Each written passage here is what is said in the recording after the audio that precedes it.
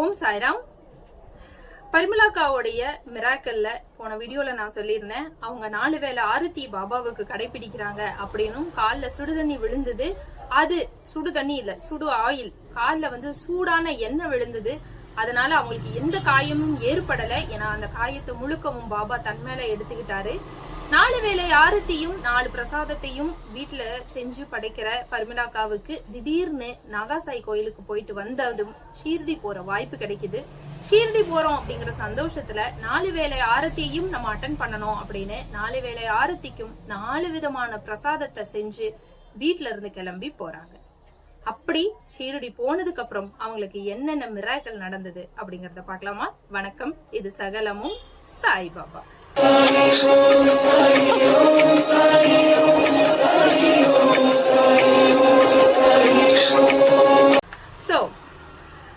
ஷீரடிக்கு வீட்ல இருந்து அவங்க கிளம்பி போறாங்க. பிளைட்ல போறாங்க, ஃபேமிலியா போறாங்க. சாய் சங்கர்ல ரூம் புக் பண்ணிருக்காங்க. அங்க இருந்து கோயிலுக்கு நேரா சாவடியும் துவாரகாமாயும் பக்கம் தானே, நேரா துவாரகாமாய்க்கு போறாங்க. துவாரகாமாய்க்கு போனதுமே அவங்களுக்கு மிராக்கிள் ஸ்டார்ட் ஆக ஆரம்பிச்சிருச்சு. ஷீரடி மண்ணை மிதிச்சாலே மிராக்கிள் ஸ்டார்ட் ஆக ஆரம்பிச்சிரும். நீங்க எல்லாருமே கேப்பீங்கல்ல, என்னக்கா நீங்க ஷீரடி போனாலே உங்களுக்கு மிராக்கிள்ஸ் நடக்க ஆரம்பிக்குதே அப்படின்னு. எனக்கு மட்டும் இல்ல, யாரா இருந்தாலும் அந்த மண்ணை மிதிச்சாலே அடுத்த செகண்ட் மிராக்கிள் நடக்க ஆரம்பிச்சிரும். ஏன்னா எல்லாமே அவர் விருப்பப்படிதான் நடக்கும். பரிமளாக்கா ஷீரடி மண்ணை ரீச் பண்ணும் போதே எனக்கு உடம்பெல்லாம் ஒரு மாதிரி புல்லரிச்சுது, ஒரு மாதிரி இச்சிங் ஆகிற மாதிரி ஏதோ ஒண்ணு பண்ணுது அப்படின்னு சொல்றாங்க. அது அவங்களால சொல்லவே முடியல, அந்த ஃபீல் அவங்களால சொல்ல முடியல. ஆனா ஷீரடி மண்ணை மிதிச்ச உடனே நம்ம ஷீரடி லேண்ட் ஆகும் போதே எனக்கு உடம்பெல்லாம் என்னமோ பண்ணுச்சு அப்படின்னு சொல்றாங்க. சோ ஃப்ரெஷ் ஆறாங்க, ரீச் ஆகுறாங்க, ஃப்ரெஷ் ஆகுறாங்க, துவாரகாமாய்க்கு போறாங்க. துவாரகாமாயில பாபாவை தரிசனம் பண்ணிட்டு ஒரு இடத்துல உட்காந்து மெடிடேஷன் பண்ண ஆரம்பிக்கிறாங்க.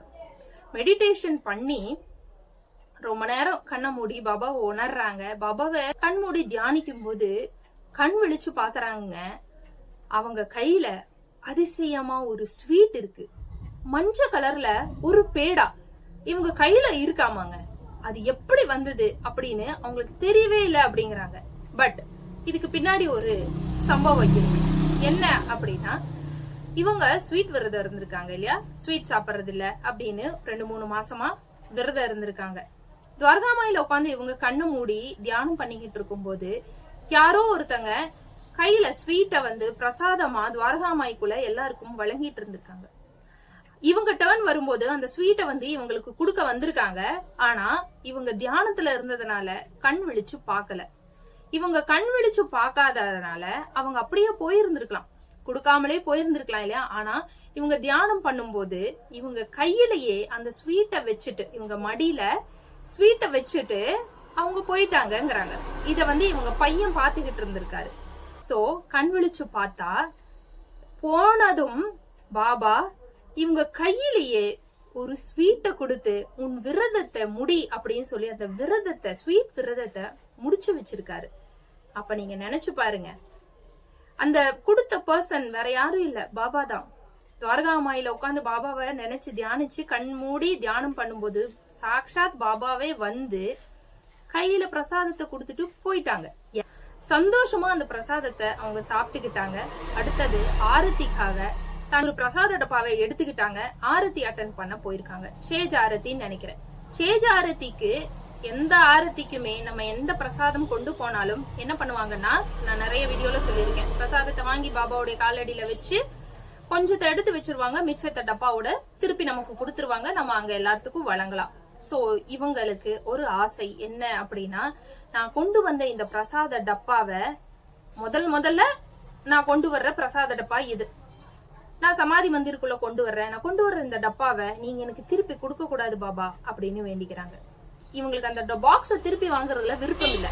நீங்க திருப்பி தருவீங்கன்னு எனக்கு தெரியும், ஆனா இந்த பாக்ஸோட நீங்க வச்சுக்கணும், எனக்கு நீங்க திருப்பி தரக்கூடாது அப்படின்னு சொல்லி இவங்க வேண்டிக்கிட்டே போறாங்க. கோயிலுக்குள்ள போய் பிரசாத டப்பாவை பூஜாரி கிட்ட ஆரத்தி அட்டன் பண்றாங்க. ஆரத்தி அட்டன் பண்ணி பிரசாத டப்பாவை பூஜாரி கிட்ட குடுக்கறாங்க. எல்லாருகிட்டையும் வாங்கிட்டு திருப்பி கொடுத்த பூஜாரி இவங்களுடைய பிரசாத டப்பாவை மட்டும் வாங்கி அப்படியே ஓரமா வச்சுட்டாராமாங்க. திருப்பி தரவே இல்லை அப்படிங்கிறாங்க. திருப்பி தரவே இல்லை, அதை அப்படியே வச்சுக்கிட்டாங்க. என்னுடைய ஆசைய பாபா நிறைவேற்றினார். என்னுடைய பிரசாதத்தை, என்னுடைய அன்பு, அது பிரசாதம் மட்டும் இல்ல, நம்மளுடைய அன்பு, அது நம்மளுடைய பக்தின்னு கூட சொல்ல முடியாது, நம்ம அன்பு. என்னுடைய அன்பை நீங்க ஏத்துக்கணும், அதை நீங்களே முழுசா வச்சுக்கணும், எனக்கு நீங்க திருப்பி எல்லாம் தரக்கூடாது, அதை நான் உங்களுக்காக கொண்டு வந்தது அப்படின்னு சொல்லிட்டு போனாங்க. கொண்டு போன பிரசாத டப்பாவை அப்படியே அவர் வாங்கி வச்சுக்கிட்டாரு, எனக்கு திருப்பி தரல அப்படின்னு சொல்றாங்க. ரொம்ப ரொம்ப சந்தோஷமாயிருச்சு அவங்களுக்கு. அடுத்த வேளை ஆரத்திக்கும் பிரசாதத்தை எடுத்துட்டு போறாங்க. 4 வேளை ஆரத்தியும் இவங்க புக் பண்ணிருக்காங்க. 4 வேளை ஆரத்திக்கும் போறாங்க. அடுத்த வேளை ஆரத்திக்கு இவங்க வந்து ஸ்வீட் எடுத்துட்டு போறாங்க. அடுத்த வேளை ஆரத்தி நீங்க பாபாவுக்கு கொடுத்திருக்காங்க. சோ அந்த டப்பால இருக்கிற பிரசாதத்தை அவங்க எடுத்து வச்சுட்டு திருப்பி கொடுத்திருக்காங்க. நீங்க நினைச்சு பாருங்க, ஷேஜ் ஆரத்தில பிரசாதம் வாங்குறதே வந்து ரொம்ப ரேர், வாங்கவே மாட்டாங்க. வாங்கினா திருப்பி கொடுத்துருவாங்க. ஆனா இவங்க கொண்டு போன போது அவங்க வாங்கி முழுசா வச்சுக்கிட்டாங்க. அதுக்கப்புறம் கொண்டு போன ஆரத்தியில இவங்களுக்கு வந்து முழுசா கொடுக்க வேண்டியதெல்லாம் கிடையாது, எனக்கு திருப்பி கொடுத்துருங்க அப்படின்னு தான் இவங்க வேண்டியிருக்காங்க. சோ இவங்க சொன்ன மாதிரியே பிரசாதம் கொண்டு போறாங்க. காஜு கத்திலியை எடுத்து பாபா கிட்ட கொடுத்துட்டு பாபாவுக்கு நிவேதனம் பண்ணிட்டு திருப்பி அந்த பாக்ஸ கொடுத்திருக்காங்க. கொண்டு வந்த கிடைச்ச அந்த பாக்ஸ் அங்க இருக்கிறவங்க எல்லாத்துக்கும் பிரசாதமா வழங்கி இவங்க கையில ஒரு ஸ்வீட்டை, இவங்களுக்குன்னு ஒரு ஸ்வீட்டை எடுத்துக்கிட்டு குருஸ்தான் வழியா போய் பாபாவை சுத்தி வந்து அந்த இடத்துல பாத்தீங்கன்னா உள்ள வாடாக்குள்ள தாத்தியாவுடைய சமாதி இருக்கும். கவனிச்சிருக்கீங்களா? தாத்தியாவுடைய சமாதி வந்து கரெக்டா தீக்ஷித் வாடாக்கா பக்கத்திலேயே இருக்கும். சோ வாடாக்குள்ள இருக்கிற தாத்தியாவுடைய சமாதிக்கு பரிமளாக்கா போறாங்க. இந்த இடத்துல ஒரு விஷயம் சொல்லணும், என்னன்னா பரிமளாக்காவுக்கு தாத்தியாவனா ரொம்ப பிடிக்குமா. எனக்கு தாத்தியாவை ரொம்ப ரொம்ப பிடிக்கும்.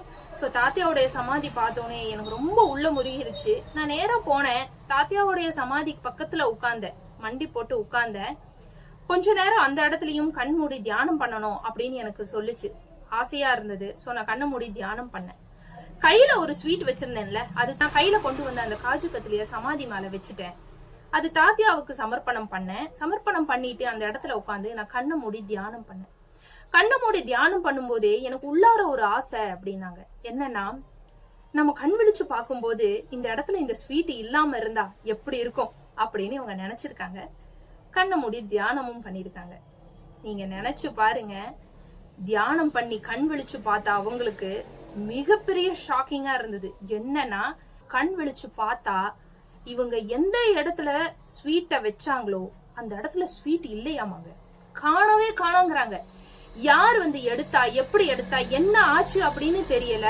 ஆனா நான் ஸ்வீட்டை வச்சு பக்கத்திலேயே உட்கார்ந்து கண்ணை மூடி தியானம் பண்றேன். ஒரு நிமிஷம் எனக்கு உள்ளார ஒரு ஆசை வந்துச்சு, கண் விழிச்சு பார்க்கும்போது இங்க ஸ்வீட் இல்லாம இருந்தா எப்படி இருக்கும் அப்படின்னு நான் நினைச்சேன். ஒரு 10 நிமிஷம் தியானம் பண்ணிட்டு கண் விழிச்சு பாக்குறேன், நிஜமாலுமே அந்த இடத்துல ஸ்வீட் இல்ல அப்படிங்கிறாங்க. எப்படி இருக்கும் நீங்க நினைச்சு பாருங்க, கூஸ் பம்பா இருக்குல்ல. ஷீரடி மண்ணை மிதிச்சிட்டோம் அப்படின்னா உள்ளார this is the time, ask me anything அப்படின்னு பாபா சொல்ற மாதிரியே இருக்கும். ask me anything, என்ன வேணாலும் கேளு, இதுதான் நேரம், உனக்கு என்ன வேணுமோ கேளு, நான் உனக்கு தர்றேன் அப்படின்னு அவர் சொல்ற மாதிரியே இருக்கும். இந்த நேரத்துல, இந்த சமயத்துல நம்ம என்ன கேட்டாலும் நமக்கு கிடைக்கும் போலவே, நம்ம எல்லாத்தையும் கேட்டு வச்சிடலாம் அப்படின்னு நமக்கு தோணும். அந்த மாதிரி the good times, ஷீரடி வந்து நமக்கு ஒரு நல்ல நேரமா, ஒரு நல்ல பாசிட்டிவ் வைபா இருக்கும். நமக்கு ஒவ்வொரு செகண்டும் ஒவ்வொரு நிமிஷமும் நமக்கு அவ்வளவு சந்தோஷமா இருக்கும். அந்த சந்தோஷத்தை அள்ளி கொடுப்பாரு பாபா. சோ இந்த மாதிரி இவங்க வந்து அடுத்தடுத்த வேலையில எல்லா ஆரத்தியும் அட்டன் பண்றாங்க, வெளியே வர்றாங்க, அட்டன் பண்றாங்க. அது மட்டும் இல்லாம கல்பவருஷ மரத்துக்கு போயிருக்காங்க.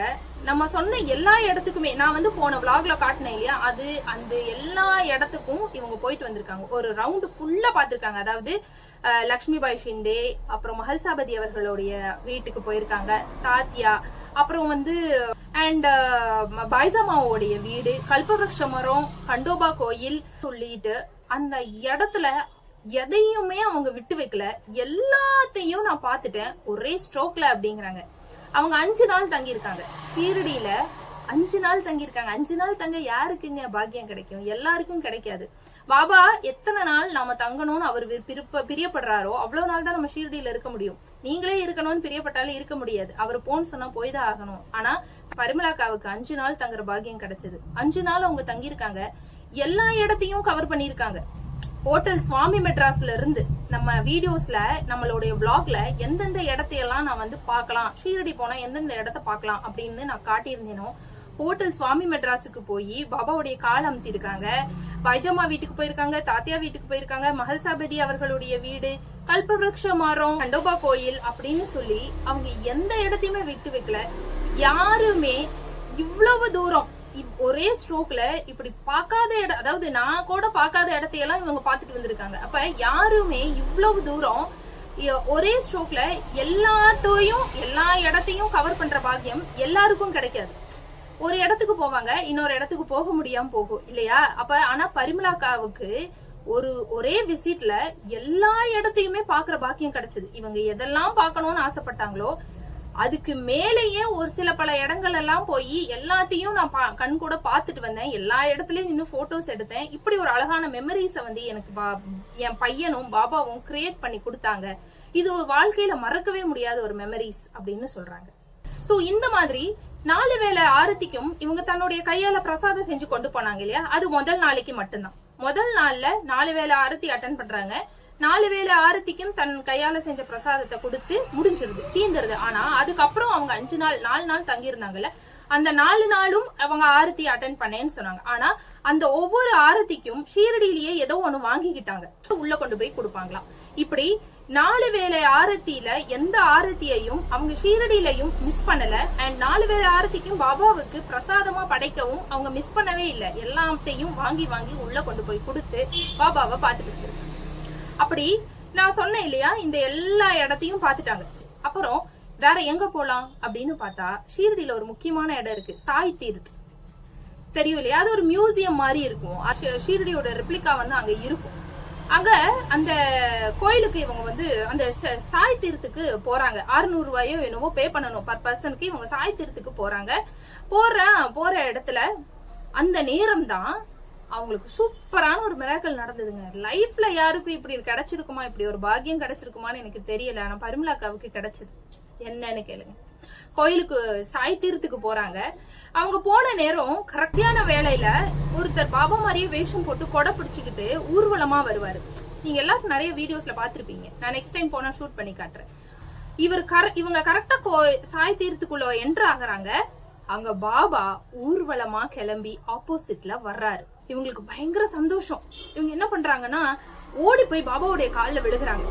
அவருடைய அந்த பெரியவருடைய காலில் விழுந்து ஆசீர்வாதம் வாங்குறாங்க. ஆசீர்வாதம் வாங்கும்போது அந்த பாபா என்ன பண்றாரு அப்படின்னா பரிமளாக்காவுடைய தோல்ல தடிய வச்சுட்டாராமாங்க.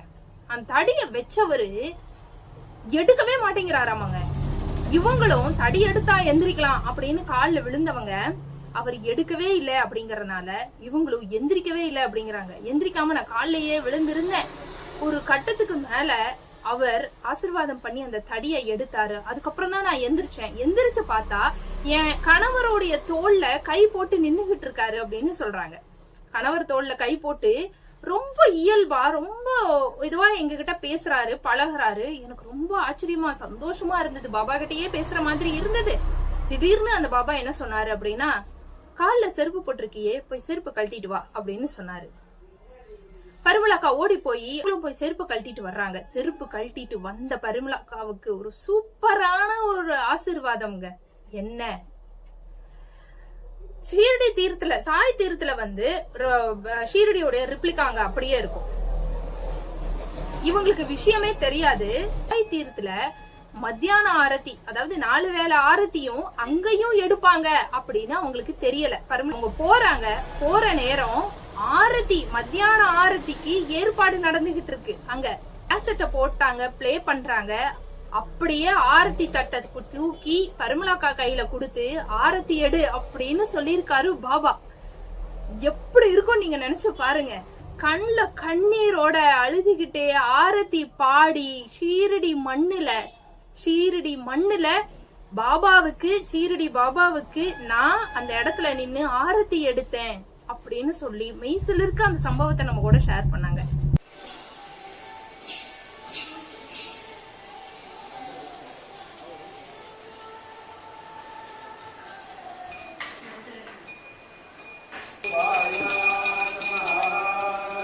माझे पंढरपूर